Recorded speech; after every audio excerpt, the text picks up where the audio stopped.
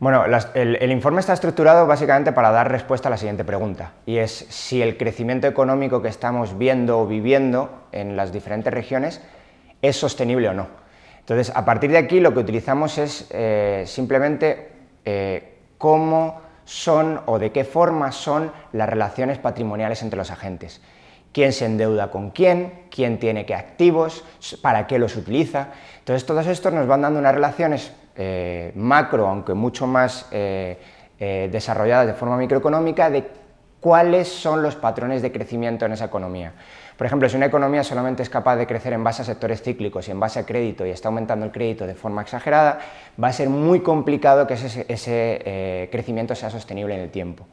De la misma manera, si la economía está como un poco como está en esta situación ahora mismo, finales del 2016, con un crecimiento a pesar de que no crece la cantidad de crédito o que no crece la cantidad de crédito privado, parecería que el crecimiento, a pesar de estar lejos del potencial, es mucho más sostenible que en la situación anterior. Entonces, básicamente estos son todos los elementos que intentamos introducir dentro del análisis.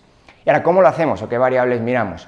Bueno, pues intentamos mirar cuáles son las posiciones patrimoniales de los agentes. En concreto, miramos con lupa las posiciones patrimoniales de los hogares, las posiciones patrimoniales de las empresas y, sobre todo, también, o con especial énfasis, la posición patrimonial de los intermediarios financieros.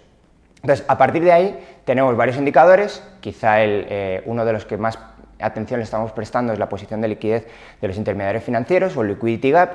Si el intermediario financiero o el sistema financiero está ganando liquidez, esperamos que en el corto espacio de tiempo, entre 6, 12, 18 meses, la economía se vaya a dar la vuelta. No sabemos exactamente en ese periodo cuándo, pero si los intermediarios financieros ganan liquidez y además tenemos una curva de tipos invertidos, sabemos que viene una depresión económica o que viene al menos una crisis económica, y con esa crisis económica vendrá también una crisis financiera.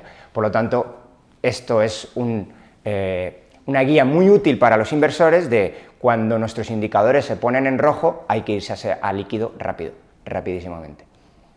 A finales de 2016 yo veo la economía de la eurozona creciendo de forma sostenible, con un crecimiento todavía débil, en torno a un 1,6%, viene creciendo todo el año 2016 en torno también más cercano al 2% que al 1,5%, entre 1,5% y 2%, acumula varios crecimientos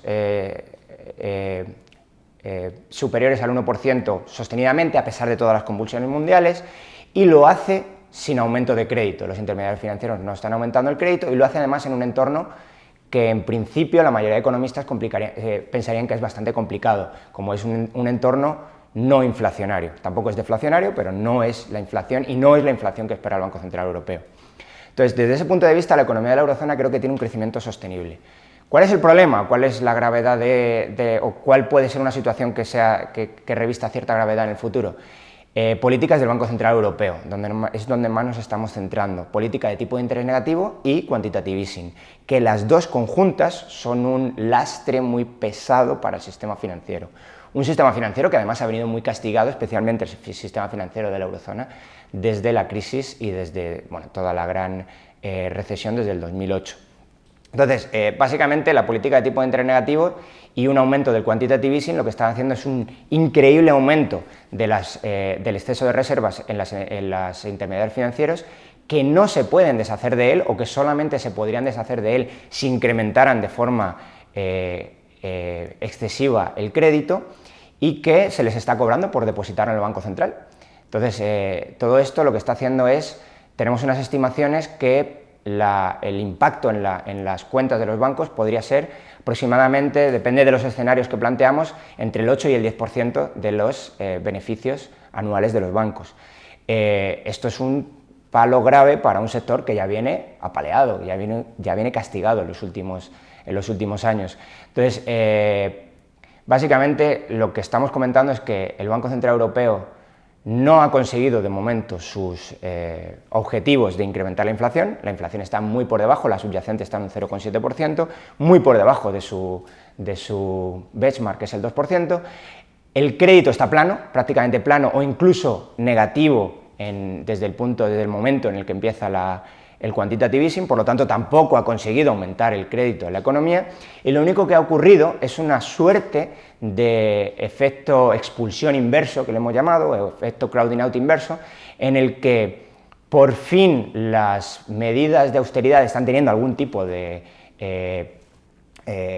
impacto en la economía real, y es que la composición del crédito está cambiando. Los intermediarios financieros prestan cada vez menos a los gobiernos y prestan cada vez más a las familias, a pesar de que la cantidad de crédito total es plana.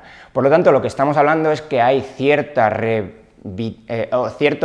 aumento de la cantidad de crédito a los sectores más productivos de la economía y se está cortando el crédito a los sectores menos productivos de la economía. Sin embargo, esto no es una medalla que tengamos que poner al Banco Central Europeo, sino más bien esto es una medalla que se tienen que poner a, bueno, no sé si medalla o reconocimiento, cierto reconocimiento a que al final las políticas de contención de gasto o políticas de evitar déficits que ha tenido, sobre todo patrocinadas desde Alemania, están teniendo algún resultado positivo.